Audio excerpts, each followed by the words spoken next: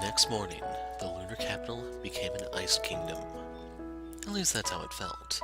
That was the first time I realized that cold could be painful. If I told Risa that, she'd be shocked then laugh. I doubted her and thought, damn Terran, when she told me to wear gloves if I went out. Once I put them on, they were actually quite warm.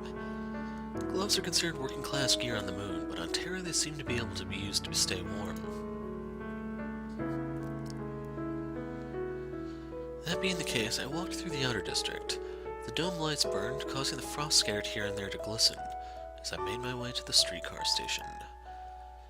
It's only been a brief period since I stopped commuting to the government office, but it felt like it was years ago. This was probably what it was like when your point of view changes. Oh, sorry. As I was looking towards where the streetcar was spurting out people, a voice called me from behind. When I turned around, Rena was standing there with coffee and what appeared to be a veggie sandwich in her hands. I thought I still had a bit of time. No, it's still early. It's fine. Is that your breakfast? While I felt a bit relieved that Rena was the same as always, I did feel that she appeared somewhat more attractive. But looking closely, it's not like anything changed since I had left, and I could tell her clothes were the same since there were still stains left on them from spilled food. I then noticed I was looking at the clothes of the people walking around in Rena's direction. Plain, worn green clothes, which looked rather warm from how cold it was. Yeah, slightly, I'd rather like the veggie sandwiches from the coffee stand over there. Oh, you said you don't eat breakfast, right? Normally I wouldn't, but things haven't been normal recently. Under Reese's roof, I couldn't get away with those poor eating habits. Oh, so you must have found a good workplace. Nothing but happiness in that world. Rena's innocent, dream-chasing smile made me almost accept that the world could be like this. I imagined, as I looked at that thing stuck on Rena's ring finger, that someone thought spending every day with her would be bliss. Well, no complaints. That's great, so we can do this as we walk, also while eating is fine. When I said that as Rena stole glasses down her sandwich, my older-than-me former boss giggled with a tee-hee-hee as she unwrapped and with surprising finesse, bit into it. So you said you had a favor to ask or something? Rena asked as she wiped away the mayo on her mouth with her index finger. When I told her there was some on her right as well, she hastily wiped it off. Yeah, I felt it would be better to say it in person than through mail. What could this be? Something I could actually help you with? She tilted her head mischievously, but for her, this wasn't meant so much as a joke. She was an honest woman, incredibly honest and sincere, but if you were to ask me to rate her capacity for her work, I'd need to hold back a little. I believe you told me your position prior to this one was checking various application documents.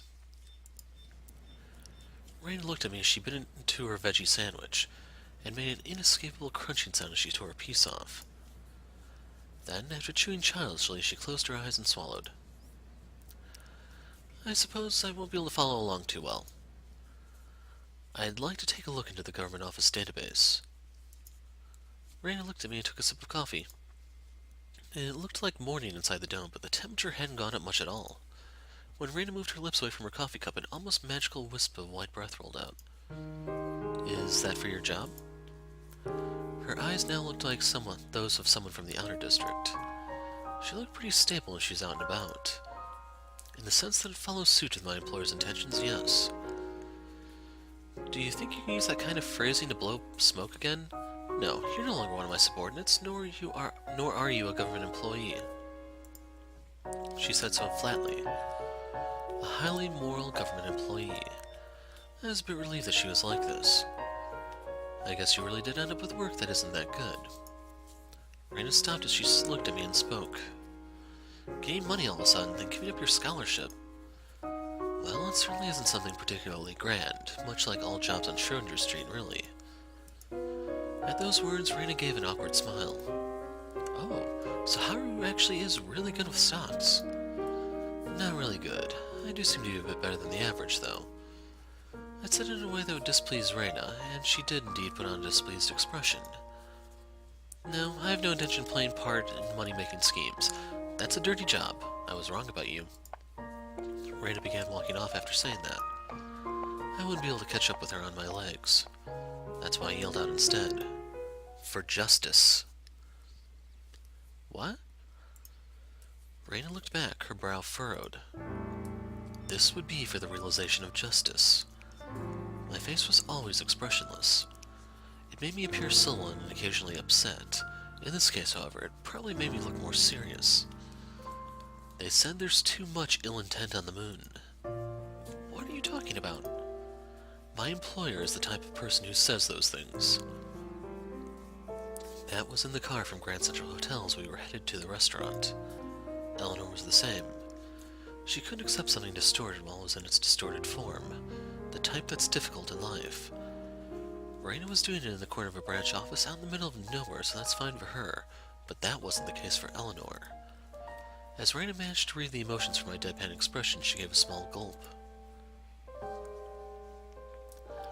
This isn't about making money. To be transparent, depending on certain factors, it would be possible to make some profits. I'll ask just for consideration. What is it that you want to know? I'll just hear you out. She allowed for such a change in her position. I'd like to know how the land outside of the cities is being used. That answer seemed to have betrayed Rena's expectations. Huh? She looked rather let down. But you can get that information without asking me. That I know, but I can't do that. Can't you say? Rena looked around, a bit troubled, then walked back up to me and pulled me to the side of the street by my sleeve. What are you doing? I don't believe you're the type of person to break the rules to make money. Having met with great misfortune from Barton's insider information 4 years ago, that critique stung pretty harshly. But it was true that after that incident, I became abnormally wary of injustice. I'd like a full map of how the land on the lunar surface is being used. A full map? Yes. My employer had already looked it up at a branch office, but they'd only been able to inquire for land by each sector. But no. What we want to know is how much land a certain company on the moon is using. There's no way to do that other than obtaining the data directly from the database and analyzing it. No good. I'm not lying when I say it's for the sake of justice. This was the only real way I could think up. Rena turned her face off to the side a bit when I spoke those words. If someone was watching us, it probably looked like some man making advances at a faint-hearted woman on her way to work. But when Rena looked at me, her eyes were much kinder than I expected. Do you know lunar land regulations? Yes. Rena stared at me, then suddenly looked above her. At that moment, I thought that person before me was a much wiser individual than I'd imagined. Feels like something I've read like this in a novel before. She turned her gaze away from the dome and looked back at me. From one line of information to another, which would be me, right? After Rena said that with a terribly serious expression, her lips curled up into a grin as she was holding back a giggle.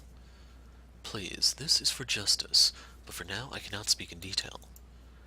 I acted like I was in some sort of movie or TV drama. Then I felt a little embarrassed because I had said something like that out loud. It's true, right? We have no idea where leaks of this could come out from. Got it. But we're even with this. Huh? The subsidiary application. I felt dumbfounded with that and truly became expressionless.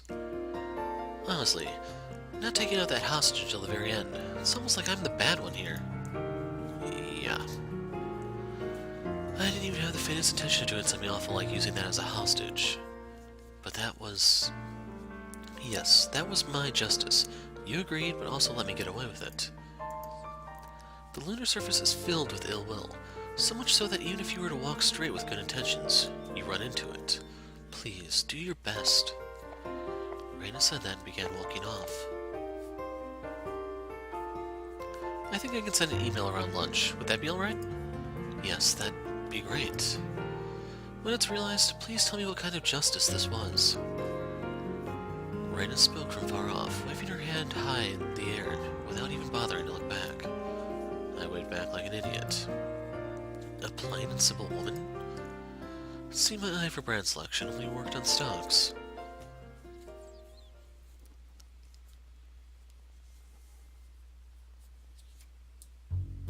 It was around 10 a.m. The cold still lingered in the air, but it got much warmer when I arrived at the church.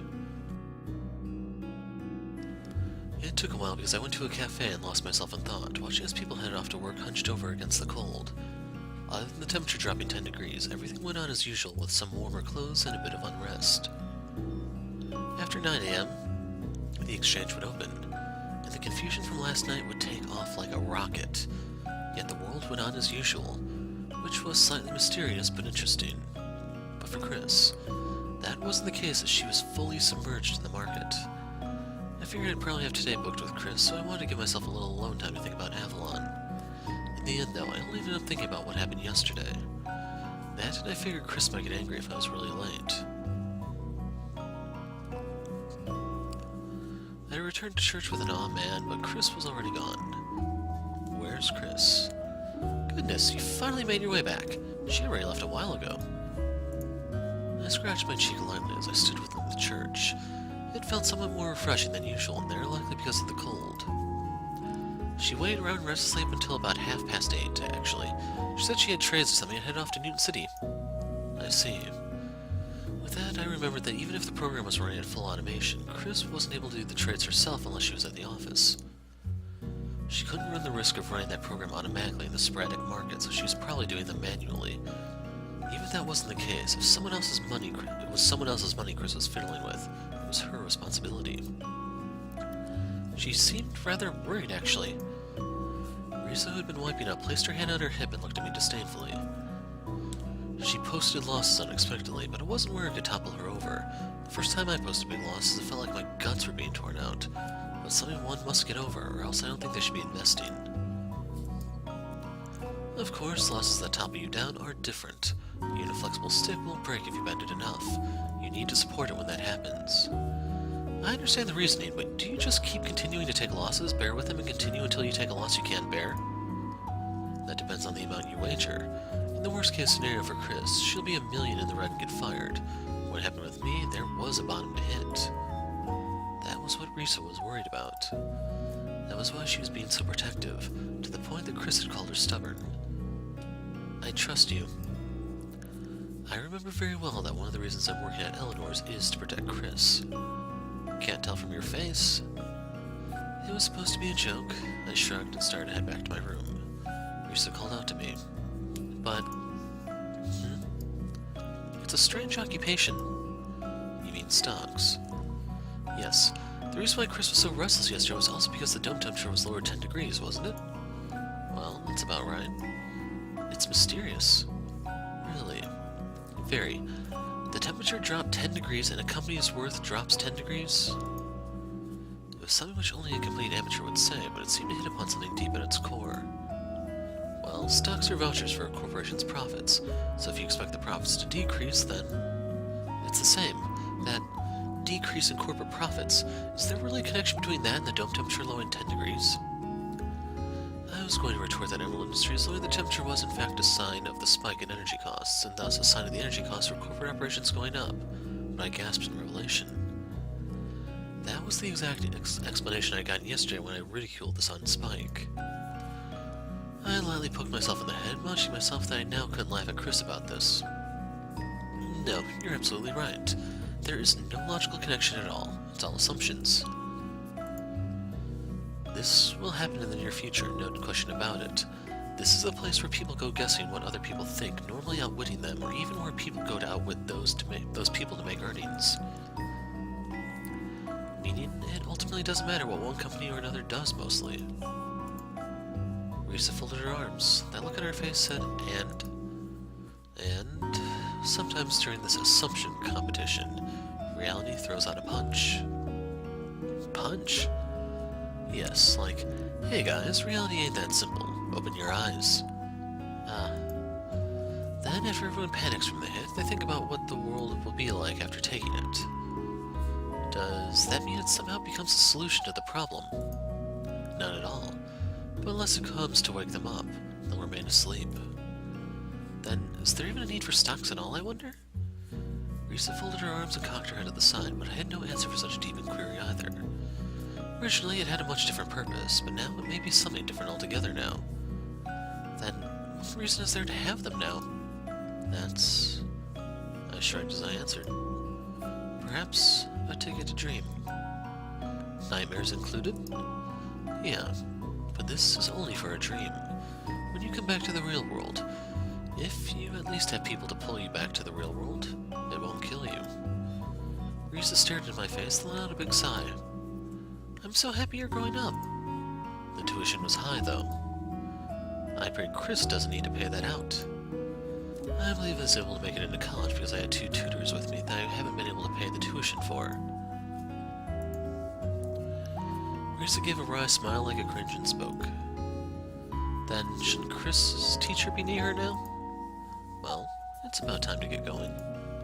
Pack you lunch? Nah, it's fine. You'd better eat. Got it. After I answered, I returned to my room. Risa didn't call me after me this time. But there were many parts of my conversation with Risa that stuck with me.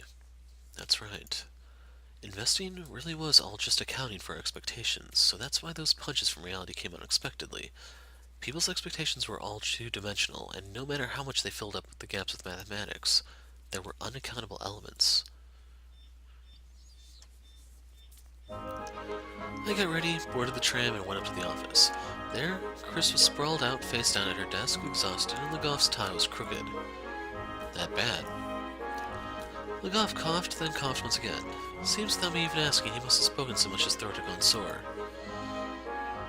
Learned the risk of leaving things up to a machine. Chris. When I called out to Chris, she lifted her head sluggishly and looked at me. She wasn't crying, but her face looked awful. It was like she was sapped dry. Couldn't stop the program very well. It's been quite a while since we've done trades by phone. They were in a dire panic on their end since they were unable to carry out trades. It gave me a sinking feeling in my stomach. Whether an individual investor or a fund, basically the settlement of the final accounts was managed by investment banks. The only difference was in the scale. If orders came in all at once, it was possible the line could go dead. Lots of people had probably turned off their devices and picked up their phones, even more so with things being this sporadic. We had trades allowed only in the office for risk management, but this seems to be a problem in and of itself. Legoff turned his gaze over towards Chris. Chris nodded, agreeing from the bottom of her heart. Perhaps they formed a bond, having fought a bloody battle together all morning. How'd it go? Chris moaned, but she must have felt it was something else she couldn't hide. Looking at the display, she spoke. Not able to stop the program because it didn't stop and totaled 18% loss. Approximately 300,000 to 400,000 ruble loss. Taking an 18% loss means she needed at least 25% profit to regain all of it. Real quick, if you don't actually understand this, a lot of teachers these days actually do try to teach this to people. So to give you a number example, say she only had 100 of whatever you want to say, 100 rubles. So she lost 18% of that, knocking her down to 82%. So in order to regain her loss, she doesn't actually need 18% back because that's going to be less than the actual 18. It's going to be... I'm trying to do this on the fly. It should be like 16 she'd actually get back, so she'd be 2 down from where she were. So in order to actually regain it, she'd need 25% because a quarter of the 82 would be approximately 20. Add that back on, you actually come out a little bit ahead, but this is rounded up. So there you go, one of those math illusions that some people don't quite understand, but I know teachers actually do make an effort to dispel. And I should also mention, this does come up in the real world from time to time. Unfortunately, the place where I've seen it most is in contract negotiations for, like, union stuff. And it's kind of sad that sometimes this does get pulled over on them. So, there may be a crisis at the company and they say, we'll give everyone an 18% pay cut for this year and then we'll give you an 18% raise for the following year. And people may think, well, we'll break even and we'll still have a job, let's take it, unaware that they're actually going to be making less money as a result. They tend not to realize that until the time has come, and they may not actually even be aware of it if they aren't really monitoring their checks too closely.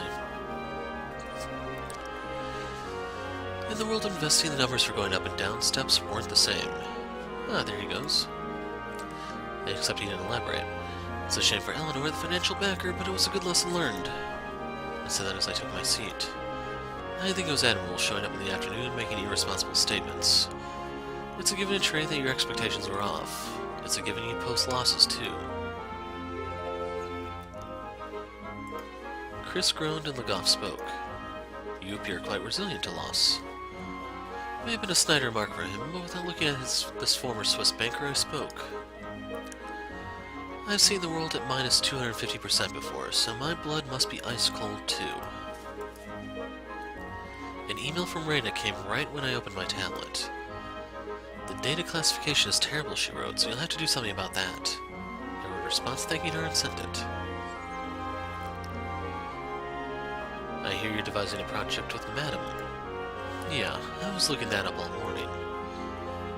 Chris appeared to not have the energy to respond to my reproachful remark.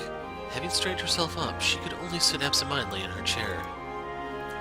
Turning a blind eye to Chris as she was, and Legoff as he rubbed his eyes, I opened the data from Rena gleefully. They appeared to be in a normal spreadsheet format, but they were near countless.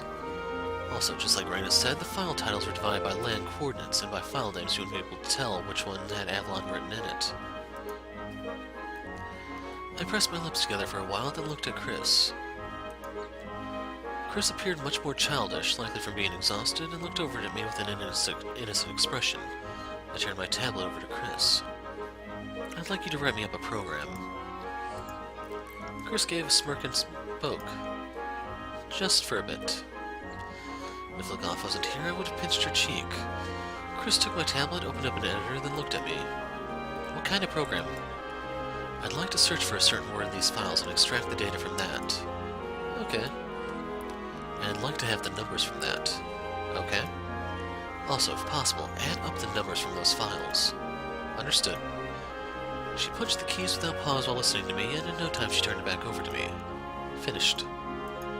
That speed. Was it witchcraft? My surprise had her beaming with pride. I can't produce original programs like Suro, but I'm confident in my ability to handle things I already know. Words from one who's aware of her own strengths. It wasn't just for show since she skipped grades and was accepted into Winter City University. I thanked her as I took it and passed my eyes over the numbers. The gross amount of land Avalon had applied for was listed just as I expected. I opened up a single extracted file just to check the method of usage column listed energy production. Nothing was more refreshing than when predictions hit right on the money. Most importantly, I could now delve deep into the bowels of Avalon. I then pulled out the energy market log data prices and triumphantly multiplied the mean energy output for a single panel. The result? I didn't doubt what I was seeing. The second time I doubted it. I checked it a third time, the fourth time. I checked it against what would be considered the cheaper energy cost right now. Impossible. I was frozen stiff looking at my screen. I could tell Chris was looking over here with a curious expression. I calculated it one last time and realized how foolish I had been. It was normal to have your expectations defied, and those blows from reality were always heavy. What is it? All I could do in response to Chris's inquiry was to lie back in my chair. There was a single figure displayed on my screen. Listed there was how much Avalon could have been bringing in. Around 53 billion. 40 billion moles short. My estimate, it was completely off mark.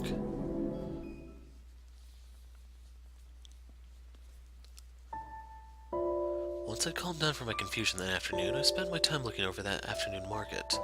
I was much more down because of Avalon than I had expected. Of course, I sent over the results to Eleanor without covering up anything. No reply came from Eleanor because she was busy, or maybe she was downhearted about it too. Business was a chain of assumptions. If losses are once wrong assumptions, then I was disappointed by my losses, and I talked big to Risa saying you shouldn't get disappointed over losses. It's easy to say, but difficult to practice. Over with Chris, she appeared calm and complacent by the time the market closed. Marco had come straight from school that evening. As he reacted to each and every little change, his jaw dropped when he was handed the task Legoff passed off to him. It was a bit unbearable to watch, and I had nothing else to do here, so I went home. I was off the mark with the zoning stuff, so I either needed to come up with something else, or I'd be forced to give up. If there were no problems with Avalon, then there'd be little reason for Eleanor to continue to act as Susie Wu. It's just that it does get pretty depressing missing the mark on something that felt so sure. Not knowing exactly what I was doing leaving the office, Chris took my hand, apparently unable to bear seeing me like this. Want to go over to Clapton Square? Chris still looked like she was a bit shell-shocked, but I thought it was a good idea as well and decided to go along with her.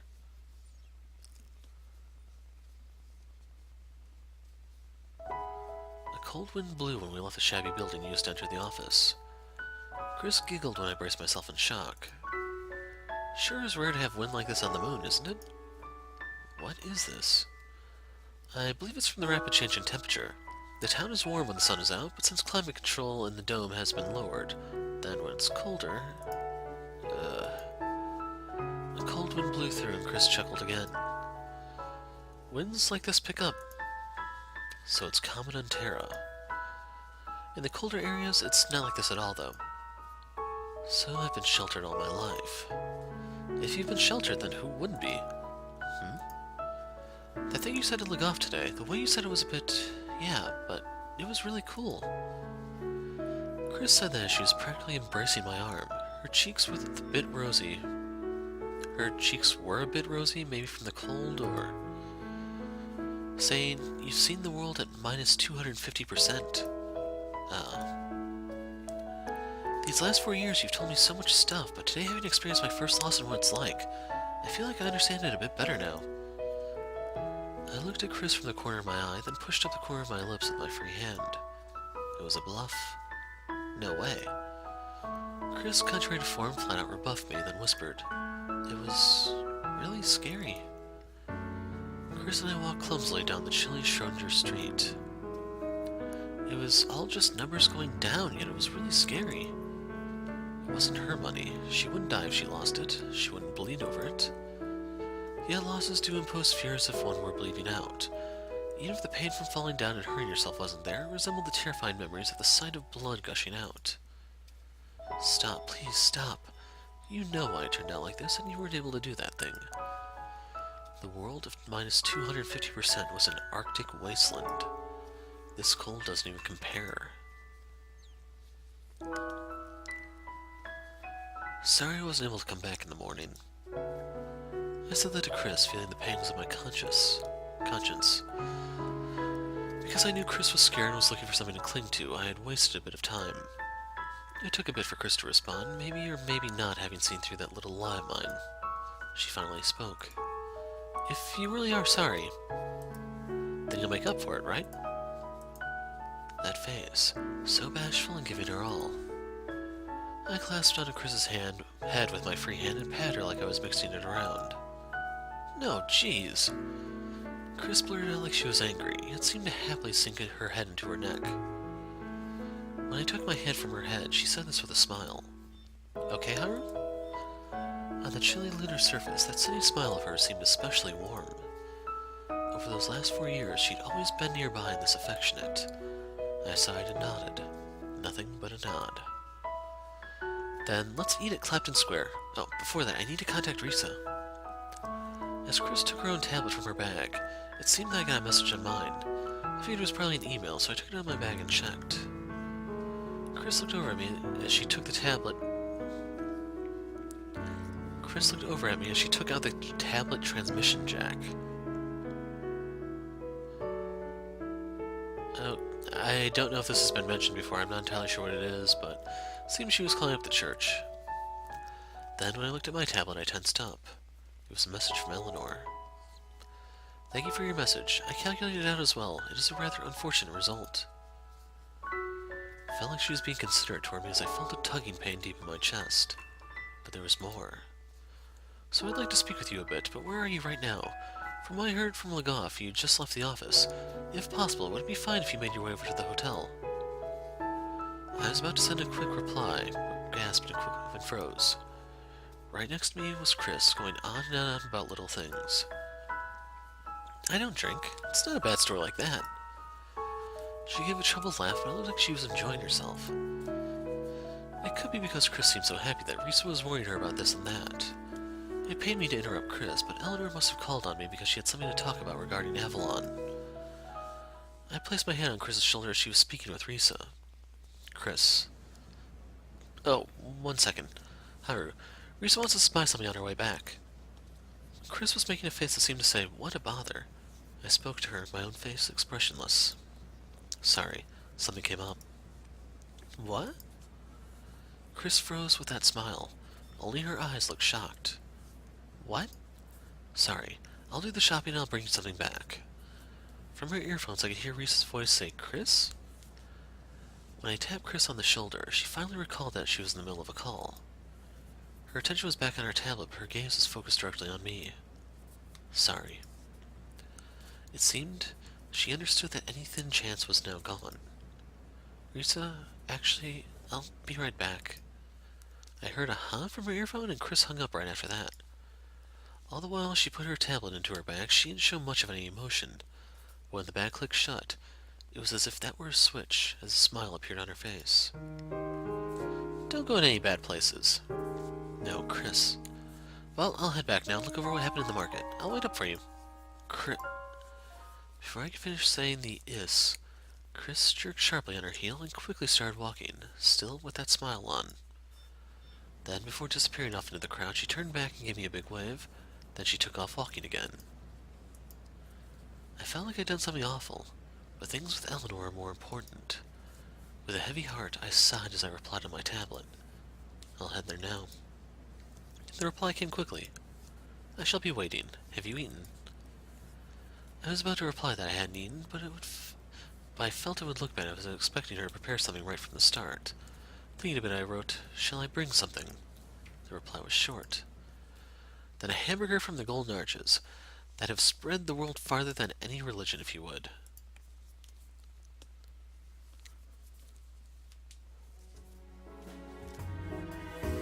Some people said that the hamburger chain from the United States was a statement of their cultural invasion, but it wasn't strange to buy from them. It was hassle-free, and the flavor was fine, if you say so. I felt out of place carrying those bags, their distinctive trademark blaring for everyone to see, into the Royal Central Hotel, and I saw the porter cringe a little when they came to carry my baggage. I got on what seemed to be an exclusive elevator and went up to the 50th floor. The sky was but a sliver of angry red at the final moments of the evening. The darkness of space and the graduation of the domes, ocean blue and indigo, was quite beautiful.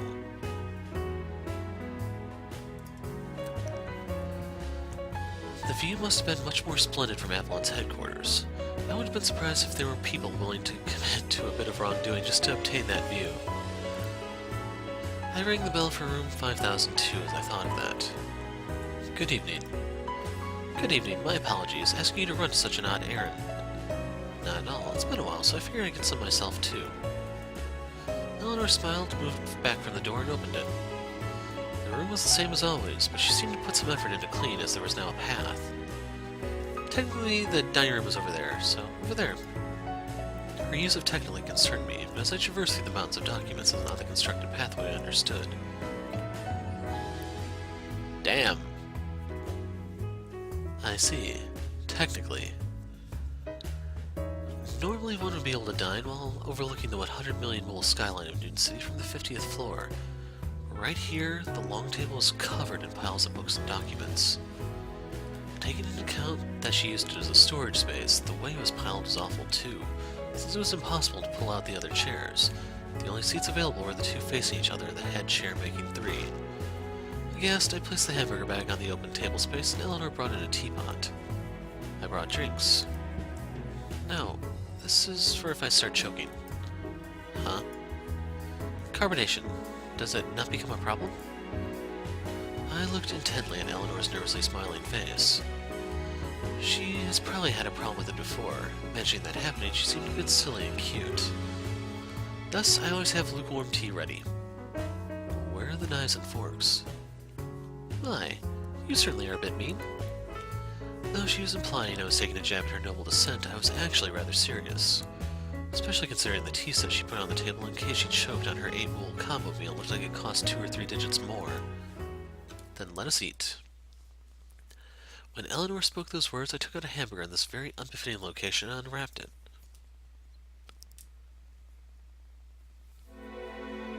Numb. That wasn't an onomatopoeia. Eleanor actually said that aloud as she bit into it.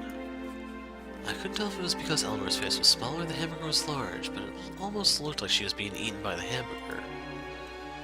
The unexpectedly placid gaiety of it all made it feel like this wasn't a good time to talk. She ate for a while, about half her hamburger was gone before she took a small break. Really, when you haven't had one for a while, it's quite delicious.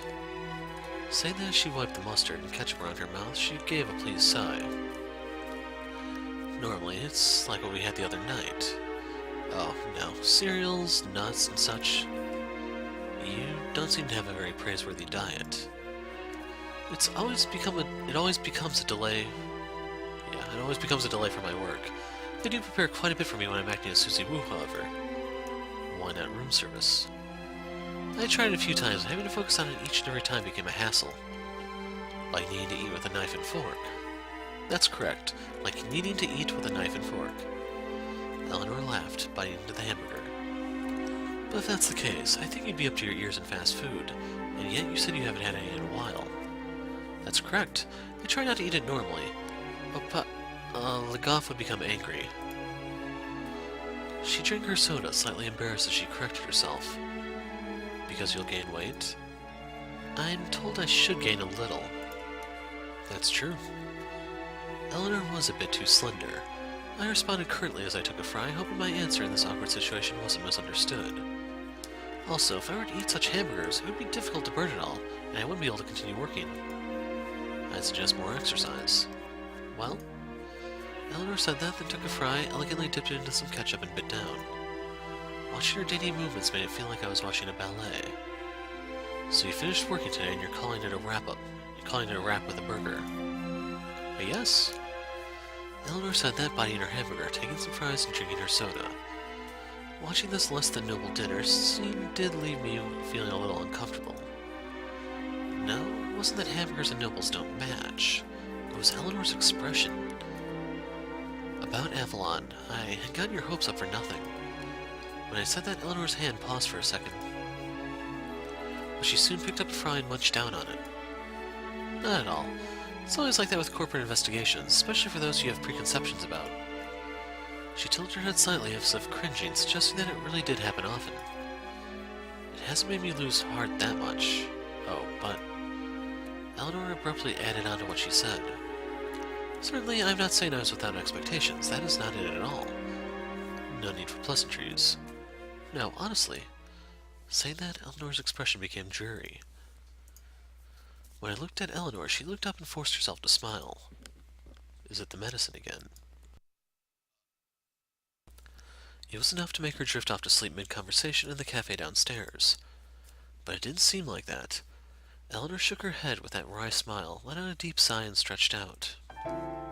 It's of no matter now, she then said. I had asked the absurd from you, however... This isn't meant to be compensation for those efforts, but as a token of my gratitude. I spoke up before thinking, interrupting Eleanor. May I? Eleanor looked at me with her partially eaten hamburger in hand, then smiled the somber smile of a little girl in a portrait. Yes, please go ahead. She then ate her hamburger, almost as if she was compelled to do so. Did something happen? I had to ask. Giving up on something because an assumption had fallen through, what Eleanor was doing wasn't like that. Eleanor didn't stop. I had it on. At work. No, in the investment bank. She paused, looking at me with eyes that seemed almost afraid. I talked to a banker about it. About what it'd mean tossing aside a 100 million rule handing fee. Also the kind of position analysts are in. I don't think I can be of much help, but I can at least listen. That's as much as I said just then. Eleanor put down the hamburger and smiled. Thank you. I'm grateful for your concern. Honestly. Eleanor took a deep breath and poured some lukewarm tea from the kettle. I was well aware that this would eventually happen. The cup gave off no steam, but Eleanor took it in both hands, as if to take warmth from it. About analyst workload and the investment bank profit reciprocity. Upon being asked that, I nodded, my heart racing. A bit. It is expected. Eleanor smiled a bit, drinking her tea. Something had been wetted, making it fairly hard to even remember her eating the hamburger. I was after Avalon's approval. What? There's a large-scale bond issuance. Corporate bonds, that is. Platinum Smith had been slow on the upstart, so they definitely wanted those proposals. Thus, they'd certainly want Avalon to remember them. Avalon, too. All throughout, I refused to evaluate Avalon. The pressure had been there for quite a while. However, Harold Broth was already appointed, hence there was no opening for me to squeeze into. They hadn't been too hard on me for that, though. Then, why this so suddenly? No, I knew. Commission, it's always about money. What's the scale of those corporate bonds? About 20 billion moles. I looked at Eleanor, opening my mouth like a fish gasping for air. 20 billion. 20 billion. So it seems they will enter waterworks next, utilizing the moon's gravity to gather the water in Noon City and dispense it, that type of distribution. Both collection and pressurization require electricity, thus complement well such a nonsensical claim. But the waterways are already emerald industries. Exactly. Thus, it's a great leap towards realizing their company creed. No longer a dwarf chasing after a giant, but being shoulder to shoulder with the giants. They really could then seize control of the moon. Eleanor said that, then stole a glance at her hamburger. It had gone cold, and so was certainly grotesque and difficult to see as food. That which is held as the archetype of the industrial food industry produced by the highest of capitalism. You can never be certain if the issuance of 20 billion corporate bonds works out. It is uncharted territory. However, if they do pull it off, then the main handler will be able to pull in a frightening amount of commission. Even at 3%, it's 600 million. Of course, they'll certainly use multiple investment banks, and the amount will decrease, though. That's why Platinum Smith had a chance. Certainly. Our bank is the large proprietor, after all. Eleanor said that brazenly, taking a fry. Then, staring at it coldly, she put it back. Also, the train division has made record-breaking profits, and my boss and operations officer has been placed in a difficult situation. Suzy Wu is certainly an attractive advertisement beacon, but cannot compete with the trading division. Eleanor was probably selective with her jobs, too. This is probably how things look from the inside. You might get fired. No, that'd be... Eleanor cringed and spoke. That certainly won't happen. I still have utility value. Utility value. I clenched my fist when she talked about herself as if she were an object. However, because of that, there was a little something today. Eleanor sighed, turning her gaze out to the Newton City night skyline. They certainly do not believe I can succeed in this line of work, yet I can get answers if I take the abuse head-on. That is the kind of world this is. Masculine, gruff, with nearly no women, cigars, rolled-up sleeves, and the spirits of their sacred relics. Skirts, cinnamon, and aspirin just can't compete. She looked just like a schoolgirl ducking into her shoulders and cheerfully explained something a bit scary that happened at school. But that wasn't the case. It was where vast sums were affected, and their movement could easily change people's lives. Besides, I have no means to evaluate Avalon. Eleanor lifted her head quickly and spoke. This isn't a guess or a presumption. Even if I wasn't in my current situation, it would be the same. It's because Avalon released data for analysis. Did I not give it to you, Haru? Yeah. They listed this was profitable and that was profitable, but they have no explanations of their corporation. Yes. Also, the voice conference at which analysts were gathered into didn't allow any questioning of the employees, just listening to the report and writing it down. If you didn't, then you lose various commissions and no work would be passed your way. Other analysts aren't doing this on a whim, as I am. Home loans, children education, living expenses, they must earn within this whirlwind of an industry. They cannot go against Avalon. Powerless. That word floated into my mind as I watched Eleanor slump down, with her elbows on the table and her forehead resting on top of her hand. I said before I won't be fired, but there's a chance. Eleanor didn't answer my question. Saying there was no chance in that sector would just be impossible. To continue on as Suzy Wu, I must rate Avalon. If I were to give Avalon a rating, it could only be a positive one. Could my ethics allow that? Eleanor opened her eyes with her forehead still in her hand, staring coldly at the table. It was the face of one cornered in suffering. I am well aware it's impossible for me to completely have my way, but still, even still, if Avalon were truly a fraud, vast numbers would buy their stocks from my report. Even if I were to find proof of the wrongdoing afterwards, wouldn't I be able to proclaim it so boldly? Out of good intentions, she couldn't do it so unknowingly. Knowing they had appeared suspicious, but having it forced on her, she had to. Eleanor having been deceived by Iceman, and having the company bearing her family's name crushed mercilessly and bought up, couldn't allow such a thing. If I were to do that, I would be the same as Iceman. Eleanor completely drooped down. She might have been crying. I don't think I could even imagine such mortification. I was incredibly disappointed by the results of the data Rena had sent. Additionally, I was sorry. She was probably very hopeful. That noose was gradually tightening around her neck, and there could have been a clue to finally cut through it and let her down. Of course she was hopeful. My shamefulness and regret pained me. The silence of this dining room was fitting of its use as a storage room. It didn't even allow for breathing. Eleanor raised her head suddenly, stiffing a bit while wiping the corners of her eyes with her wrists, and smiled resolutely. It was my grand dream. Eleanor spoke. I responded involuntarily. Was it enough? Of course it wasn't!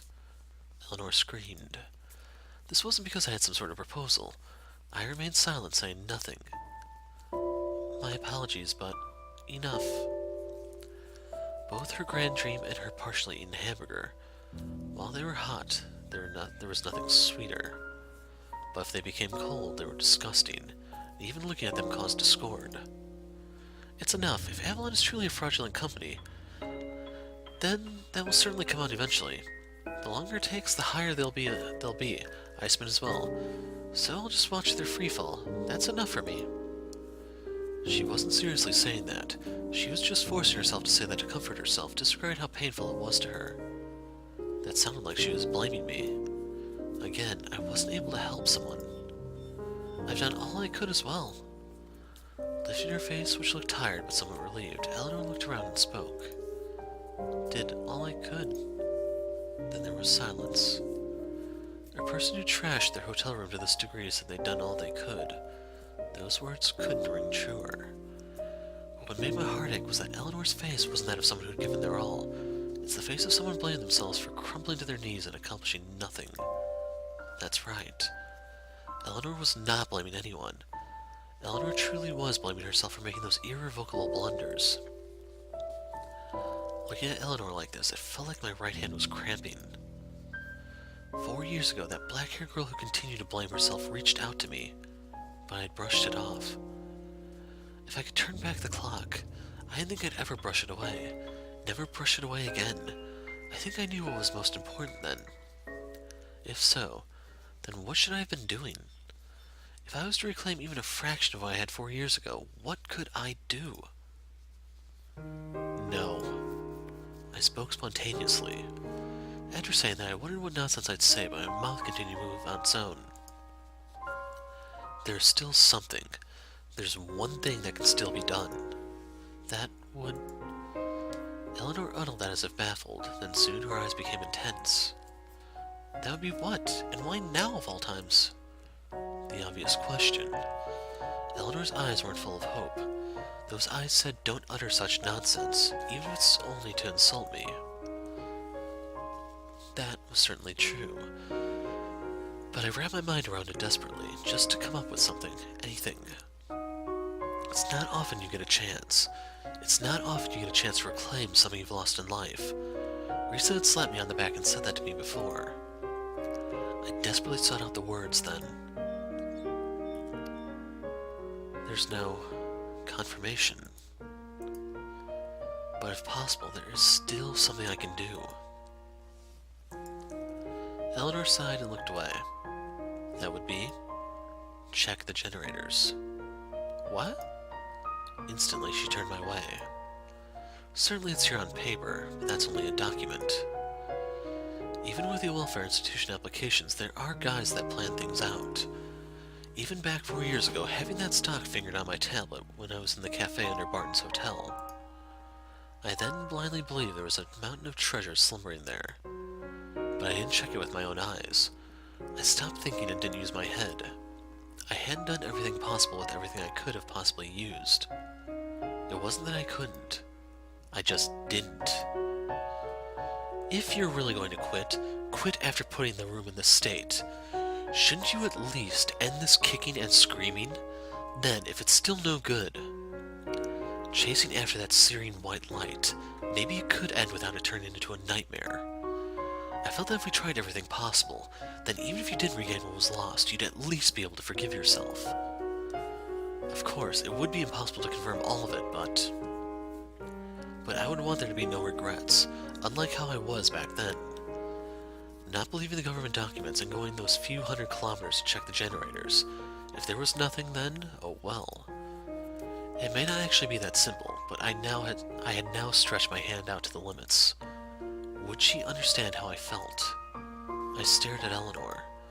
Eleanor then also looked at me. Her terrified eyes seemed as if they were casting doubt on me. That hand had been stretched out so far already that it was grabbing at the sky. Fingers numb, eyes burned, even the tears have begun to dry up. That hand that was going to turn to dust and vanish away anyway. I almost let the word Hagana slip out of my mouth. At that moment, Eleanor gave a startling wry laugh. She laughed as though she was at a loss. It's rather odd that this should be my dream. But yes. Eleanor looked at the hamburger, then took it up. Just a bit more, kicking and screaming into the night. However, Eleanor bit into the cold burger and spoke. You'll come as well? What? Even though it's not a cruise ship, do you intend to send me off into space alone? Now that she mentioned it, that was right. There would be a patrol ship for workers for the generation areas, if not, then a charter ship. Right, I did suggest it after all. Then let us try. The company should surely open their schedule if we were to say it's for Avalon, and it wouldn't be a lie. Eleanor grinned mischievously and spoke. However, honestly, this was supposed to be my dream. Eleanor looked this way, giving a small nod. I shrugged, then looked at my hand. In it there was a recently emptied paper hamburger wrapper. In Eleanor's hands was still the partially eaten hamburger. Thank you. Eleanor uttered that in a low voice, as if not wanting to be heard. I pretended I hadn't as I crumbled the empty paper bag into a ball.